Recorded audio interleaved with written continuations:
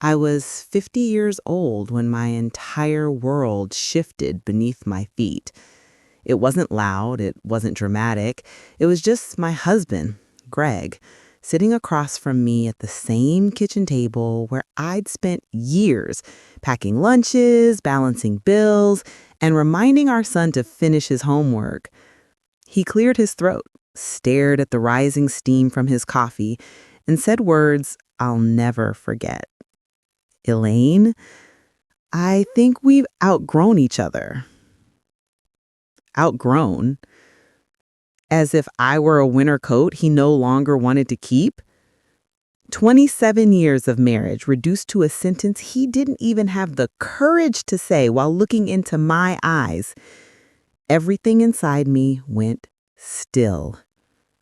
I had given up promotions, stayed through layoffs, cared for his mother when she was sick, made our house a home, and kept the family grounded while he built his career.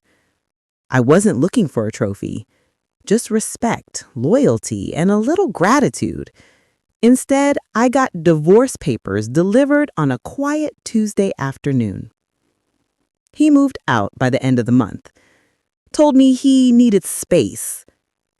I soon found out what kind of space he meant. He didn't go to an apartment, he didn't go to a hotel. He moved straight into her place, Bridget, a woman 16 years younger than me, a woman he once introduced as a sweet coworker from accounting, a woman the same age as our son.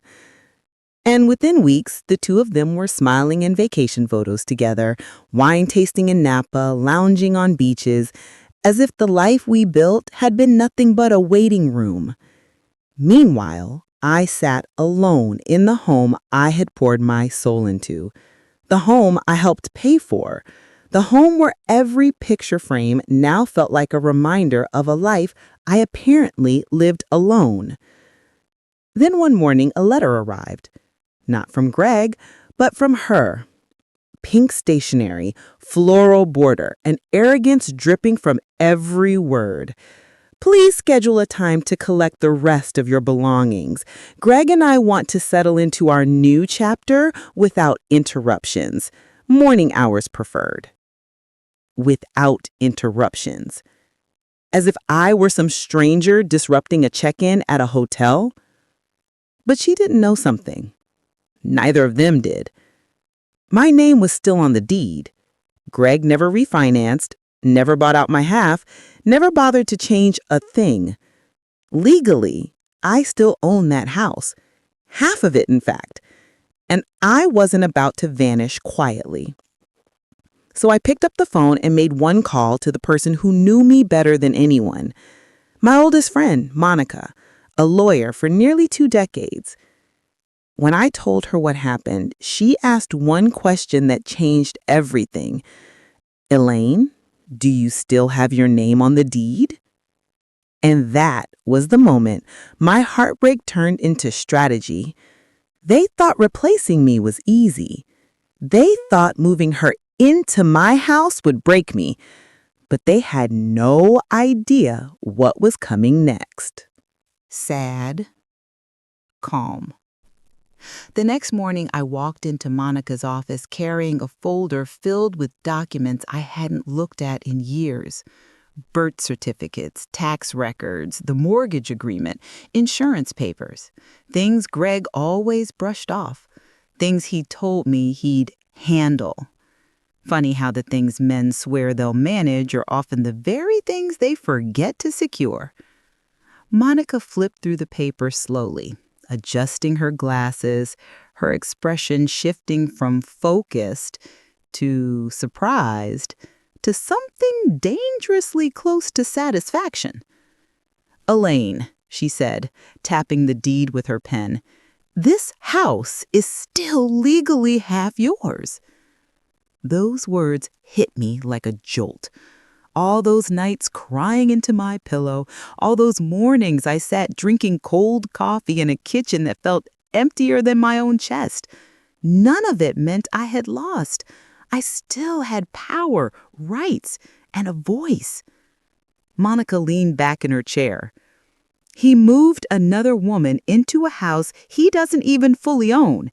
And she has the nerve to tell you to schedule pickup times for your belongings? She chuckled. Sweetheart, that's not how this works. For the first time in months, I felt something other than grief. I felt steady.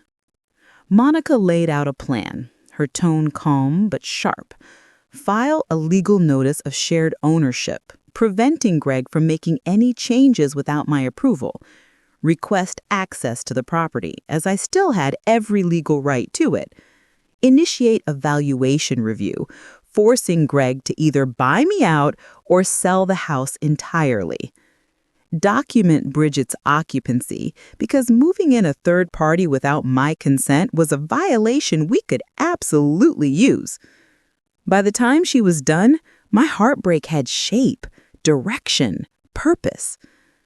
When I left her office, the sun felt different on my skin. Not warmer, not brighter, just mine again. That evening I drove to the house.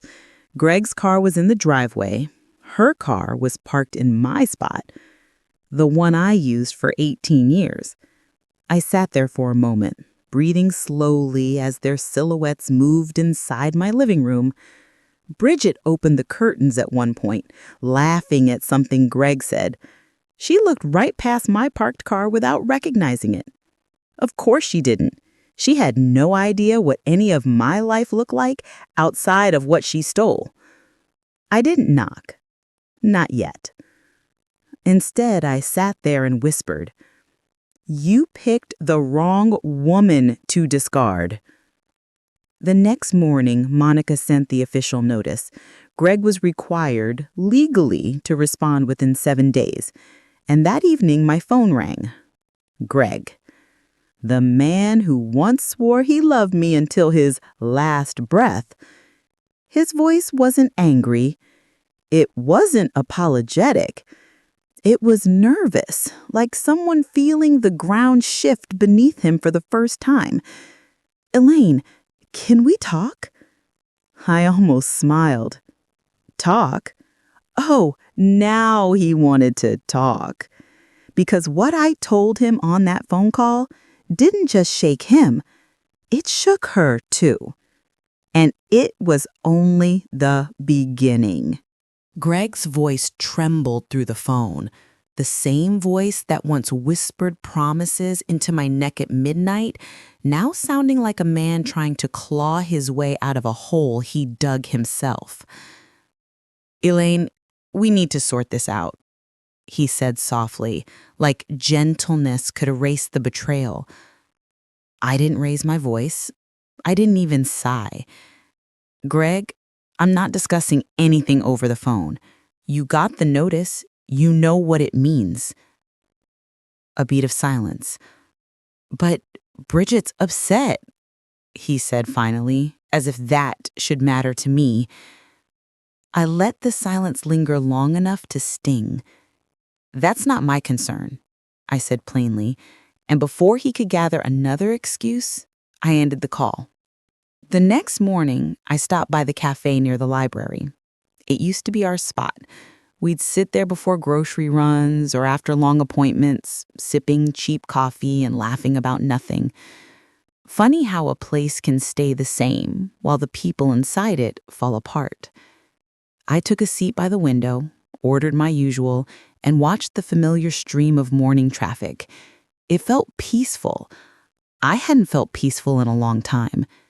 Halfway through my cup, I looked up and froze. Greg. He was standing outside the cafe, scanning the table through the window until his eyes found mine. For a second, he looked almost relieved, like a man seeing a lifeboat before drowning. He walked in too quickly, nearly knocking someone's coat off their chair on the way to my table. "Elaine, we need to sort this out," he breathed out, sliding into the seat across from me without asking. I folded my hands in front of me, calm, grounded. He leaned forward, voice lowered. "This isn't necessary. Lawyers, documents, Drama. My eyebrow lifted. Drama? Greg, you moved someone into a house that's half mine. He flinched, just slightly. That was a misunderstanding. I thought you were done with the place. Done with us. No, I said quietly. You thought I would disappear. The waitress passed by, and Greg lifted his hand to wave her off. An old habit, one that used to irritate me. Now it only reminded me how natural entitlement had always been for him. Bridget's feeling attacked. She thinks you're trying to make her look bad. I stared at him, unblinking. She didn't need my help with that. He stiffened. I continued, voice steady as glass. I'm not fighting her, Greg. I'm claiming what's mine. You don't get to erase me just because someone else is easier. He swallowed hard, gaze drifting toward the table. So, what do you want? Respect, recognition, and my half of the life you tried to replace. He looked up slowly, eyes glossy, voice small. I miss you. The words were meant to weaken me. Instead, they floated between us like a tired leaf, landing nowhere. Greg, I said softly, you don't miss me. You miss what I used to forgive. His face cracked, just slightly, a truth too sharp to swallow. When I stood to leave, he didn't follow me. He didn't call after me. He just slumped back in the chair, staring at the empty space where my coffee cup had been. But the real shock came later that night, when Bridget showed up at my door, furious, desperate, and ready to start a war she had no idea I was prepared for. I had just finished washing the dinner dishes when the knocking started. Not a polite tap, not a hesitant rap. No, this was a pounding, the kind that belonged to someone who believed the world owed them an audience. I dried my hands slowly, walked to the door, and opened it just enough to see who it was. Bridget. Her hair was pulled back in a messy bun, her eyes wild, her lips pressed so tightly together they were almost colorless. She looked nothing like the polished woman I'd seen peeking out of my living room curtains weeks earlier. She leaned forward, hands balled at her sides. We need to talk, she snapped. No, I replied calmly. You need to step back. She did, just barely. I pushed the door open a little wider, keeping the frame between us like a shield. What do you want? Her voice rose immediately. You filed a claim on the house? You're trying to ruin everything Greg and I built. I blinked, genuinely surprised. Everything you built? Bridget, you moved into a life that already existed. You didn't build anything. You stepped into something that wasn't yours. Her mouth opened and closed like she couldn't find the right insult fast enough. That house is our home, she spat. It's legally half mine, I corrected. She flinched, and I realized she didn't know. Greg hadn't told her the full truth. She thought his past was a closed chapter, sealed cleanly and neatly. But the thing about dirty deeds, they always leave fingerprints. Well, she said, voice shaking with frustration, Greg told me you didn't want anything to do with the place anymore. He said you were done. And you believed him? I asked. With a marriage certificate, not even a year old, with furniture that still smelled like my lavender cleaner, with curtains I picked out. Her jaw tightened. You're trying to embarrass him. No, I said softly. I'm teaching him accountability. Her nostrils flared. You're bitter, she hissed. That's the problem. You can't stand the fact that he moved on. I let out a breath, not a sigh, not a laugh, just a long, steady exhale. Bridget, I don't want Greg. That stunned her. She froze like someone had pressed pause on her anger. But, I continued, I also don't allow people to rewrite my life and hand my years over to the next woman like a second-hand coat. Her expression shifted. No more fury, just realization slowly dripping in. You're serious about this claim, aren't you? She whispered. Dead serious. The porch light flickered above us, and for a moment she just stared, breathing hard, trying to understand the kind of woman she was dealing with. Finally, she said, quieter than before, He's not who you think he is anymore. I tilted my head. Oh, Bridget, I know exactly who he is, but I'm starting to wonder if you do. She stepped back then, not out of respect, but out of confusion, doubt, the kind that eats at someone long after the conversation is over. Without another word, she turned and walked down my driveway, her shoulders tight, her pace uneven. I watched her leave, closed the door, and leaned against it, the house silent around me. But nothing could prepare me for what arrived the next morning, a letter that didn't just change the course of the fight, it changed the course of my entire future. The next morning, I found an envelope on my porch. No address, no stamp, just my name written in Greg's handwriting, the same looping letters he used to write anniversary cards with. For a moment, something inside me tightened, but I pushed the feeling aside and carried it inside. I made myself a cup of tea before opening it, not because I needed the calm, but because I knew whatever was inside deserved a steady hand. The letter was short, far too short for a man who'd shattered an entire marriage, but every sentence was layered with the kind of fear that only arrives when someone realizes the consequences are finally catching up. Elaine, I can't fix what I broke, but I need you to know something before things go further. My breath hitched. I didn't tell Bridget the truth about the house, about the accounts, about the years you supported me when I was drowning and too proud to say it. I sat back, letting tea warm my palms as I read on.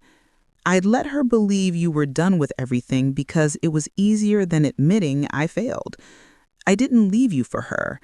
I left because I couldn't look at you without feeling like a man who didn't deserve the life he'd been given. For the first time in a long while, I felt something other than anger. Not forgiveness, not even close, but clarity. He hadn't betrayed me because of a new love. He betrayed me because he couldn't face the mirror I unknowingly held up to him. I turned the page. I know you won't take me back. I know you shouldn't. But if this fight continues legally, Bridget will find out everything, and she won't survive the truth. I paused. Not survive? What did that mean? The next paragraph gave the answer. She left a marriage before me, one that ended because of her temper, her jealousy, her need for control. She told me she changed. I believed her. But last night she threw things, screamed, said she'd ruin me if I ever went back to you. A cold feeling washed over me. Not fear, recognition. I'd seen rage like that before, not from Bridget, but from Greg himself in the last months of our marriage, when he stopped talking and started slamming doors instead. Generational patterns don't break themselves. People either confront the darkness or become it. I folded the letter carefully, set it on the table, and stared at the steam rising from my tea. Greg wasn't warning me for my own sake. He was warning me because he finally understood the kind of woman Bridget could become when she felt threatened. But the letter wasn't the real shock. No, the real shock was the second envelope taped beneath it. A legal notice, not from me, not from Monica, from Bridget. She was filing her own claim, demanding financial compensation for emotional distress caused by my return. I let out a slow breath, settling into my chair. This wasn't just a property dispute anymore. This was a psychological war between three people, and only one of us walked into it with both truth and strategy on our side. I glanced at Bridget's paperwork, then at Greg's trembling confession, and whispered, "You tried to replace me with a storm, Greg, but I've survived hurricanes." Because the next move wasn't theirs. It was mine, and I was about to make a choice that would end the battle with one signature, once and for all.